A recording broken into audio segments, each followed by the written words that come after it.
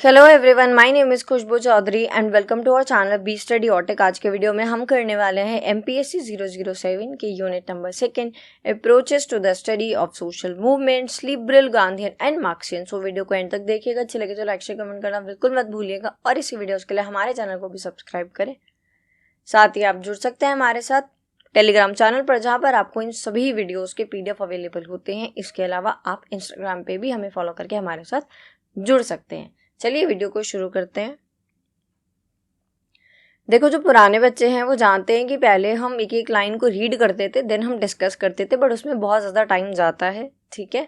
ताकि वीडियो भी शॉर्ट रहे और हम अच्छे से डिस्कशन भी कर पाएँ, तो हम अब सीधा डिस्कशन करेंगे, राइट। बीच बीच में हम रीड भी कर लेंगे, ठीक है। हिंदी वाले स्टूडेंट्स का ये होता है कि मैम प्रॉपर कंटेंट भी हिंदी में चाहिए, तो अभी थोड़ा सा टाइम लगेगा, बट वो भी आपका तैयार हो जाएगा। इतने आप जो मैं एग्जाम्पल्स देती हूँ या जो मैं बोलती हूँ वो सुन के भी अपने खुद के नोट्स बना सकते हैं, या फिर आप इसको ट्रांसलेट कर सकते हैं, ठीक है। चलो, सो ये कह रहे हैं that facts do not speak for themselves, they have to be collected, arrange, categorised and interpreted. देखो, ये कह रहे हैं कि जो फैक्ट्स होते हैं ना, जो तथ्य होते हैं ना, वो खुद से नहीं बोल सकते हैं। हमें उनको कलेक्ट करना पड़ेगा, इकट्ठा करना पड़ेगा, अकॉर्डिंगली उनको अरेंज करना पड़ेगा, कैटेगरी वाइज डिवाइड करना पड़ेगा, देन उसको इंटरप्रेट करना पड़ेगा। एक बहुत आसान से एग्जाम्पल से समझते हैं। अगर मैं 5 अलग अलग आर्कियोलॉजिस्ट को बोलूँ कि उनको भेजा जाए राजस्थान के किसी एक पर्टिकुलर किले में, सेम किले में, तो यहाँ पे देखो कि वो जो किला है वो 1000 साल या 100 साल हो, जब भी वो बना था वो तब से वैसा ही है। वहाँ की मिट्टी वैसी है, वहाँ के पत्थर वैसे हैं, जिस तरीके से उसको बनाया गया था, जहाँ बनाया गया था वो भी वैसा ही है। आसपास के पेड़ पौधे जो उगते हैं वो सारी चीज़ें वैसी हैं, ठीक है। और अंदर भी जिस तरीके की आर्ट की गई है वो सभी चीज़ें भी वैसी है। लेकिन 5 अलग अलग आर्कियोलॉजिस्ट को भेजा जाएगा, तो सबका अलग एक्सपीरियंस है। सबने कहीं ना कहीं, किसी की नॉलेज कम होगी ज़्यादा, किसी की एक्सपीरियंस ज़्यादा कम होगा, किसी का किसी चीज़ को देखने का नज़रिया अलग होगा। तो आप देखो कि वो सेम इवेंट है, यानी कि वो एक ही किला है जो एक ही बार बनाया गया, लेकिन वो 5 के 5 आर्कियोलॉजिस्ट बिल्कुल सेम फैक्ट्स नहीं लाएंगे। हो सकता है कुछ ने कुछ अलग चीज़ कलेक्ट करी हो, है ना। कोई, किसी की टाइमलाइन अलग हो, किसी ने अरेंज गलत किया, गलत इन द सेंस कि अपने हिसाब से किया हो, गलत नहीं किया हो, राइट। किसी ने अपने हिसाब से उसको कैटेगराइज किया हो, है ना। तो ये बोल रहे हैं that one collects particular kinds of facts and another observer collects different kinds of facts of the same event. बिल्कुल ऐसे आज हम पढ़ने वाले हैं कि जो सोशल मूवमेंट्स हैं, क्या क्या उसके अलग अप्रोचेज हैं, या किस तरीके से मतलब अलग अलग जो थिंकर्स हैं उन्होंने सोशल मूवमेंट्स को देखा है, समझाया है, ठीक है। तो similarly there are different approaches to studying social movements. चलो शुरुआत करते हैं हम मार्क्सिस्ट अप्रोच के साथ। देखो, जब भी हम मार्क्सिस्ट या कार्ल मार्क्स का नाम पढ़ेंगे तो हमें एक चीज़ दिमाग में रखनी है कि कहीं ना कहीं यहाँ पे भी आगे जाके क्लास कॉन्फ्लिक्ट के बारे में बात हो रही है, ठीक है। क्लास कॉन्फ्लिक्ट क्या है? देखो, कार्ल मार्क्स बिल्कुल खिलाफ थे कैपिटलिज्म के, राइट। उनका मानना था जो कैपिटलिज्म है, जो पूंजीवाद है, उसमें क्या होता है, जो मान लो एक फैक्ट्री है, फैक्ट्री का मालिक कौन होगा? ओनर, है ना, अपर क्लास। जो वहाँ पे काम कर रहे हैं वो कौन है? लेबर, यानी कि पुअर क्लास। तो यहाँ पे कार्ल मार्क्स का कहना है कि कैपिटलिज्म के अंदर, पूंजीवाद के अंदर, ये जो कंपनी या फैक्ट्री के जो मालिक होते हैं वो एक्सप्लॉइट करते हैं अपने वर्कर्स को, लेबर्स को। कैसे? प्रॉपर वेजेस ना दे के, लॉन्ग वर्किंग आवर्स, इसके अलावा प्रॉपर हेल्थ मेडिकल कंडीशंस भी ना वहाँ पे उनको प्रोवाइड करा के, है ना। कि किसी को अगर वहाँ पे फैक्ट्री में चोट वोट लग जाए या फिर किसी का एक्सीडेंट हो जाए तो उसके लिए कोई प्रॉपर वहाँ पे फैसिलिटीज़ भी नहीं है, किसी को छुट्टी भी नहीं देके, और बहुत सारे कारण, राइट। तो क्लास कॉन्फ्लिक्ट के अंदर क्या होता है, कार्ल मार्क्स के हिसाब से जो अपर क्लास होती है वो एक्सप्लॉइट करती है किसको? लोअर क्लास को, लेबर क्लास को। और फिर ये चाहते हैं कि पूरी दुनिया की जो लेबर क्लास है, जो पुअर क्लास है, वो इकट्ठी हो, यूनाइट हो, एक साथ खड़ी हो और कैपिटलिज्म को उठा फेंके और सोशलिज्म को ले आए। उठा फेंके मैंने क्यों बोला? क्योंकि कार्ल मार्क्स कभी भी स्टेप बाय स्टेप या फिर ग्रेजुअल चेंजेस को सपोर्ट नहीं करते थे, यानी कि वो रिफॉर्म्स को सपोर्ट नहीं करते थे, वो रेवोल्यूशनरी चेंज चाहते थे। यानी कैपिटलिज्म को बिल्कुल हटा दो, हमें इसमें कोई सुधार वुधार नहीं चाहिए, हमें सोशलिज्म चाहिए, ठीक है। अब हम यही पढ़ने वाले हैं आगे। तो यहाँ पे अकॉर्डिंग टू मार्क्सिस्ट अप्रोच ये कह रही है कि जो अगर कोई भी समाज में सोशल मूवमेंट हो रहा है ना, तो कहीं ना कहीं उसका सेंट्रल कोर कोई कॉन्फ्लिक्ट है। देखो, ऑब्वियस ही बात है, बिना कॉन्फ्लिक्ट के कोई भी ऐसा नहीं है कि जो रोड पे आके खाना पीना छोड़ के बैठ जाएगा, है ना। तो ये कह रहे हैं सोशल मूवमेंट का सेंट्रल कोर जो होता है वो कॉन्फ्लिक्ट ही होता है। अब बहुत सारे तरीके के कॉन्फ्लिक्ट्स होते हैं हमारी सोसाइटी के अंदर, some are between individuals for personal power and between the communities, कुछ लोगों के बीच हो सकते हैं या कम्युनिटीज़ के बीच में हो सकते हैं। अब उसमें भी सोशल कॉन्फ्लिक्ट हो सकता है, एथनिक कॉन्फ्लिक्ट हो सकता है, रिलीजियस या रीजनल भी हो सकता है। बट ये जितने भी तरीके के अभी हमने कॉन्फ्लिक्ट्स देखे हैं, इन सबको नेगोशिएशंस के थ्रू आप रिजॉल्व कर सकते हो। बट देखो वही वाला आ गया, that the other is class conflict which is located in the economic structure of society। हमारे समाज के इकोनॉमिक स्ट्रक्चर में जो ये अपर क्लास लोअर क्लास वाला है ना, ये क्लास कॉन्फ्लिक्ट रूटेड है, लोकेटेड है ना, ये इनबिल्ट है। साथ ही साथ इन्होंने अब कुछ की पॉइंट्स भी बता रखे हैं कि अकॉर्डिंग टू मार्क्सिस्ट अप्रोच हम कैसे सोशल मूवमेंट्स को देखेंगे। पोस्ट में ये कह रहे हैं कि Marxist believe that social movement arise from the conflict between different social class, particularly the working class and the ruling class. अब ये कह रहे हैं, जो अभी हमने डिस्कस किया था वही, कि क्या होता है कैपिटलिज्म के अंदर, क्या होता है, मैं कैपिटलिज्म क्यों बोल रही हूँ, वो तो लिखा भी नहीं है। क्योंकि देखो सोशलिज्म में पब्लिक ओनरशिप होती है ना, वहाँ पे कोई मीन्स ऑफ प्रोडक्शन का ओनर और लेबर ये सब नहीं होता है ना। तो ये कैपिटलिज्म की ही बात हो रही है यहाँ पे कि मार्क्सिस्ट का ये मानना है कि जो सोशल मूवमेंट है वो इसलिए होते हैं जब जो रूलिंग क्लास होती है वो बहुत ज़्यादा एक्सप्लॉइट कर देती है वर्किंग क्लास को, तो फिर जो वर्किंग क्लास है वो यूनाइट होती है और फिर इस एक्सप्लॉइटेशन के खिलाफ आवाज़ उठाती है। ठीक है, सेकंड, तो ये एक कारण इन्होंने बता दिया सोशल मूवमेंट्स का। सेकंड ये कह रहे हैं कि Marxist see economic inequality as a key driver for social movements. ये कह रहे हैं कि जो हमारी इकोनॉमिक इनइक्वालिटी है ना सोसाइटी के अंदर, उसकी वजह से सोशल मूवमेंट्स होते हैं। भाई जब जो लोअर क्लास है वो इतनी मेहनत भी करेगी, उसके बाद वो फिर पॉवर्टी फेस करे, लैक ऑफ रिसोर्सेज, उनके पास रिसोर्सेज भी ना हो, अनफेयर वर्किंग कंडीशंस हो, तो फिर क्या होगा, फिर वो सब इकट्ठे होंगे और फिर वो डिमांड करेंगे चेंज के लिए, बदलाव के लिए। ठीक है, तो तब सोशल मूवमेंट होगा। अगला कह रहे हैं, according to Marxist theory social movements aim not just for small reforms but for revolutionary change. अभी हमने पढ़ा था कि ये gradually step by step social reforms नहीं चाहते, चेंजेस नहीं चाहते, इनको चाहिए रेवोल्यूशनरी चेंज। बिल्कुल कैपिटलिज्म को उठा के जड़ से फेंक दो, है ना, कोई बदलाव नहीं चाहिए हमको। अगला ये कह रहे हैं, मार्क्सिस्ट का ये मानना है कि जो कलेक्टिव एक्शंस होते हैं ना वो बहुत इंपॉर्टेंट होते हैं और लोग तभी यूनाइट होते हैं जब उनका कुछ शेयर्ड इंटरेस्ट होता है। यानी कि मान लो अगर मैं बहुत करंट एग्जांपल आपको दूं तो इस टाइम पूरे भारत में कहीं ना कहीं आपको पता है ये कलेक्टिव एक्शंस लिए जा रहे हैं। मैं राजस्थान की बात करूं तो वहाँ पे जो पशु मेला था वहाँ पे कुछ हो गया था, ठीक है, गौरक्षक और बाकी लोगों के बीच, तो वहाँ भी लोगों ने काफ़ी प्रदर्शन किया और उनको डिटेन कर लिया गया। गुजरात में पेड़ों की कटाई हो रही है, उसको लेके हो रहा है। दिल्ली में एसएससी स्टूडेंट्स कर रहे हैं, है ना। हरियाणा में मनीषा को लेके हो रहा है और कोलकाता में एक लॉ के स्टूडेंट के साथ कुछ उसको लेके हो रहा है। इसके अलावा दिल्ली में जो अभी डॉग्स वाला था, हम डॉग्स वाला ले लेते हैं, राइट।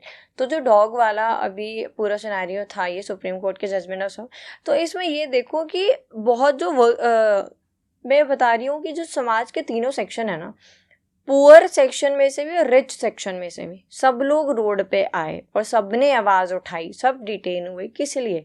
क्योंकि वहाँ पे शेयर्ड इंटरेस्ट था। जितने भी एनिमल लवर्स हैं या फिर जो नेचर लवर्स हैं या फिर जो इस चीज़ के खिलाफ थे, उन सभी ने यूनाइट एक्शन लिया और फिर आपको उसका रिजल्ट भी देखने को मिला।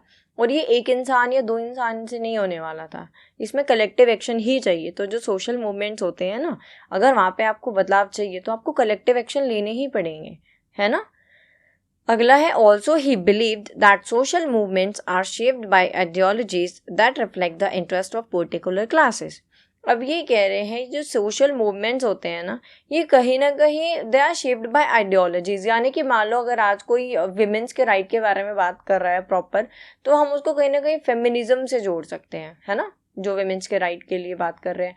अगर कोई लिबर्टी की, फ्रीडम की बात कर रहे हैं तो हम उसको लिबरलिज्म से इंस्पायर्ड बोल सकते हैं।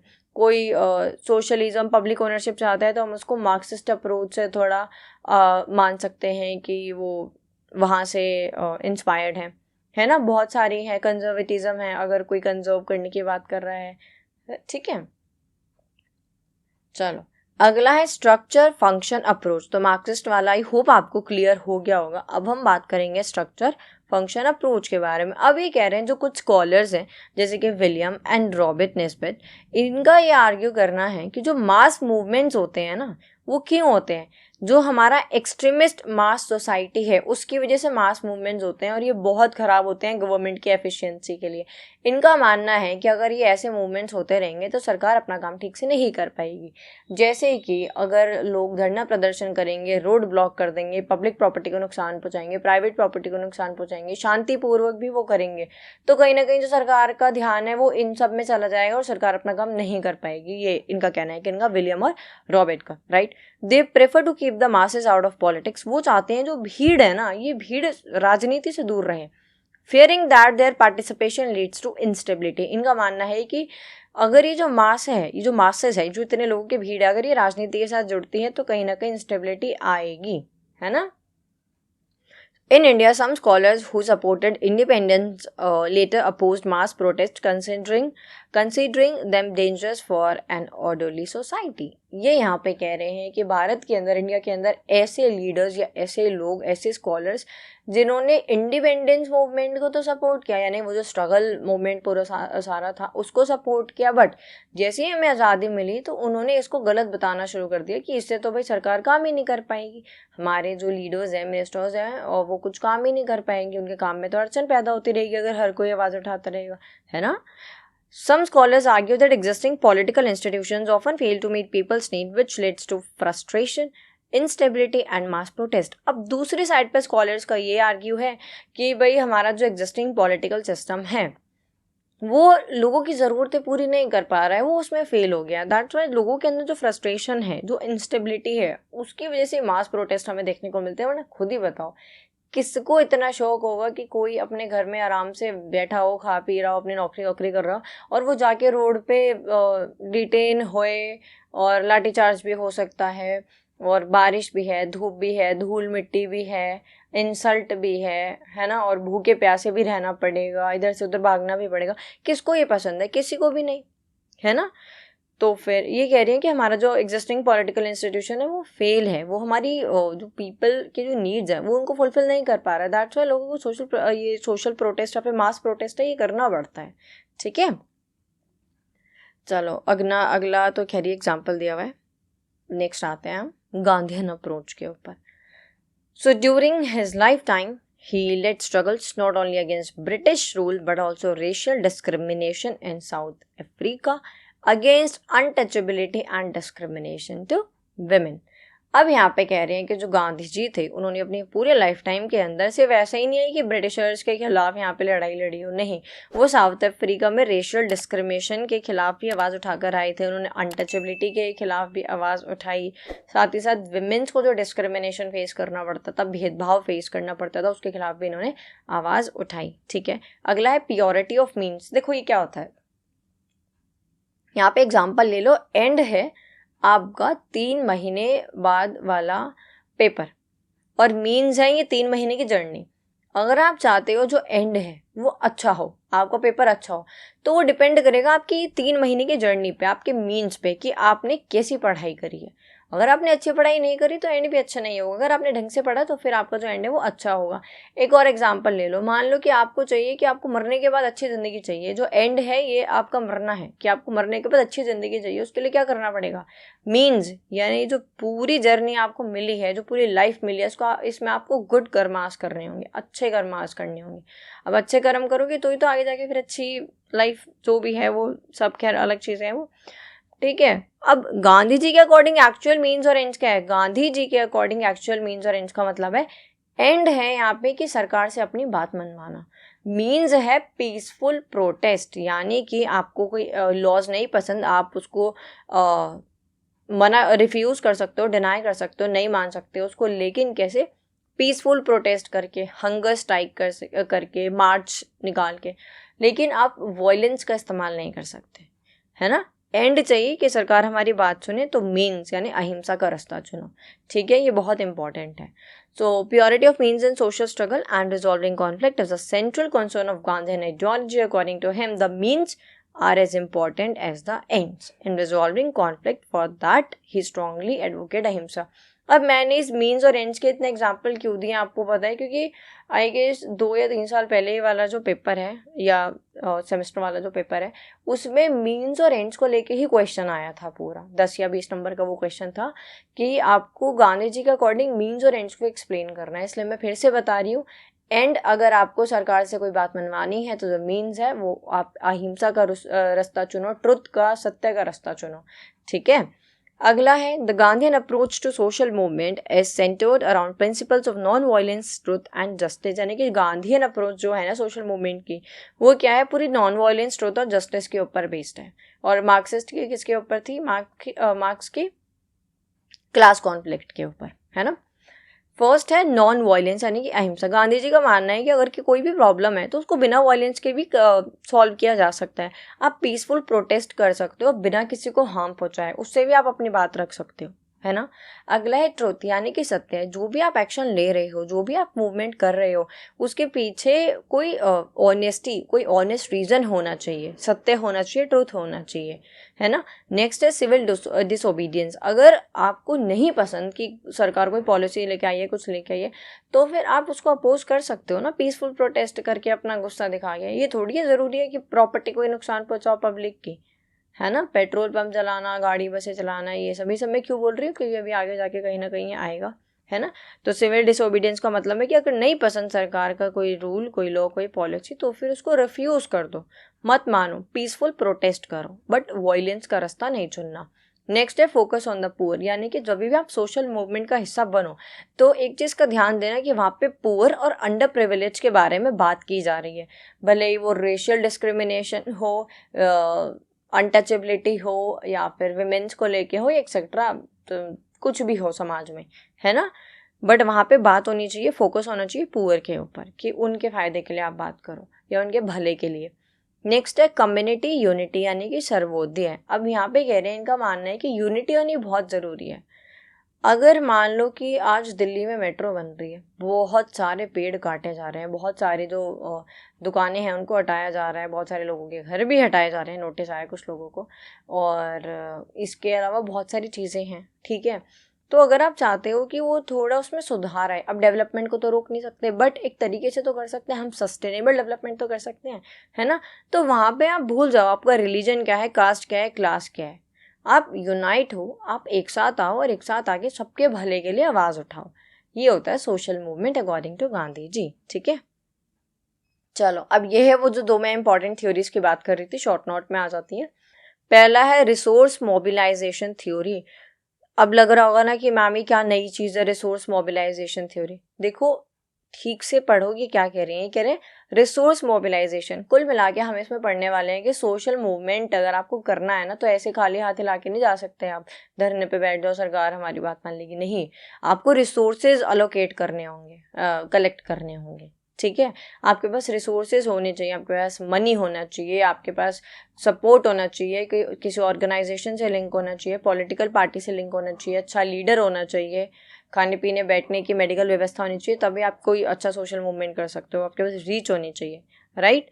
So resource mobilization theory is an outcome of rational choice theory. It is based on the assumption that individuals' action are motivated by a goal that expresses their preferences. देखो हमारे जो actions होते हैं ना, they are motivated by our goals. यानी कि अगर मैं आज आपको पढ़ा रही हूँ, ये मैं एक्शन ले रही हूँ, और मैं मोटिवेटेड क्यों हूँ, मैं क्यों आपको पढ़ा रही हूँ, क्योंकि मेरा गोल क्या है कि जितनी भी नॉलेज मैंने गेन करी है वो आप सब करो। और इसके पीछे ये कारण है कि देखो मास्टर्स इन पॉलिटिकल साइंस कौन करता है, जैसे मतलब बहुत सारे यूपीएससी वाले करते हैं, और कुछ एसएससी वाले भी होते हैं, कुछ ऑलरेडी टीचर्स होते हैं किनको बनना होता है, या यूजीसी नेट आपको देना है, आपको प्रोफेसर बनना है, ठीक है, या फिर आपको आगे पीएचडी करनी है, या फिर आप ऐसे ही कर रहे हो। अब यहाँ पे मैं एक कैटेगरी को बिल्कुल हटा देना चाहती हूँ, जो कहीं जॉब कर रहे हैं, नहीं कर रहे हैं, जो बस ऐसे एक डिग्री के लिए कर रहे हैं, मैं उनको साइड करके बाकी सबको ये बोलना चाहती हूँ, अगर आप अपने 2 साल इन्वेस्ट कर रहे हो तो फिर एटलीस्ट जो आपको पढ़ने में मिल रहा है उस सबको पढ़ो, ठीक है। 2 साल आपको मिल रहे हैं, बुक्स आपको मिल रही हैं, रिसोर्सेज मिल रहे हैं, हमारी वीडियोस मिल रही हैं, हमारी वीडियो से नहीं पढ़ना, आप बुक से पढ़ो, कहीं और से पढ़ो, बट ये जो 2 साल आपने इन्वेस्ट किए हैं ना, उसको अच्छे से यूटिलाइज करो। बहुत सारी चीज़ें सीखने को मिलेंगी, चीज़ों को समझो, डेली लाइफ में उसको फिर एप्लीकेट करो, ठीक है। अब ये कह रहे हैं this theory explains how social movements succeed by effectively using resources like money, people and organisations. अब कौन से रिसोर्स चाहिए हमें सोशल मूवमेंट के लिए? पहला रिसोर्स है पहला पॉइंट है रिसोर्सेज मैटर, यानी कि एक मूवमेंट के लिए ज़रूरत है आपको पैसे की, बहुत सारे लोगों की, कुछ स्किल्स की और टूल्स की। नेक्स्ट है लीडरशिप एंड ऑर्गेनाइजेशन। एक गुड लीडर होना बहुत ज़रूरी है। मैं तो कहती हूँ अगर आप सोशल मूवमेंट कर रहे हो ना तो सबसे जानकारी रखो, जिससे कि आपका सोशल मूवमेंट काफ़ी जल्दी रीच पकड़े। आप मीडिया वालों से बातचीत रखो, है ना। इसके अलावा आप पुलिस वालों से बात कर सकते हो, वो आपको सिक्योरिटी सेफ्टी प्रोवाइड कर सकते हैं। आप वकील से बात कर सकते हो, जिससे वो आपको बताएं कि आपका जो सोशल मूवमेंट है वो पूरा लीगली तरीके से चले, कुछ भी आप ऐसे लीगल ना करें। आप एक अच्छा लीडर रख सकते हो जिसके पास एक्सपीरियंस है उस पर्टिकुलर चीज़ को लेके, जिससे कि आपको वो सही गाइड करे, है ना। So good leaders and organised group are crucial, they help gather and manage resources and keep the movement focused. अगला है एक्सटर्नल सपोर्ट, यानी कि जो मूवमेंट्स है ना वो कभी कभी रिलाय रहते हैं आउटसाइड हेल्प को लेके। मैं एक एग्जांपल देना चाहती हूँ, और ये एग्जांपल मैं सिर्फ आपको समझाने के लिए देती हूँ। मैं पहले भी बोल चुकी हूँ और आज फिर बोल रही हूँ कि मैं जो एग्जांपल्स देती हूँ वो सभी सिर्फ कंसेप्ट को क्लियर करने के लिए होते हैं, ठीक है। वहाँ पे कोई ऐसा नहीं है, और मैं चाहती हूँ कि आप पॉलिटिकल साइंस के स्टूडेंट हैं, थोड़े आप रिस्पॉन्सिबल रहें, है ना। तो अब यहाँ पे एग्जांपल लेते हैं जो किसान आंदोलन हुआ था उसमें, जो मैं बात कर रही हूँ पंजाब, हरियाणा और दिल्ली के बॉर्डर के बारे में। बाकी देश में भी आंदोलन हुए थे बट ऐसे नहीं हुए थे, और यहाँ पे चीज़ें बहुत ख़राब हो गई थी। कारण क्या था? कनाडा और पाकिस्तान से पाया गया था उसमें कि सपोर्ट आ रहा है, लिंक्स मिले थे, ठीक है। अब वो क्या किसान के लिंक्स थे?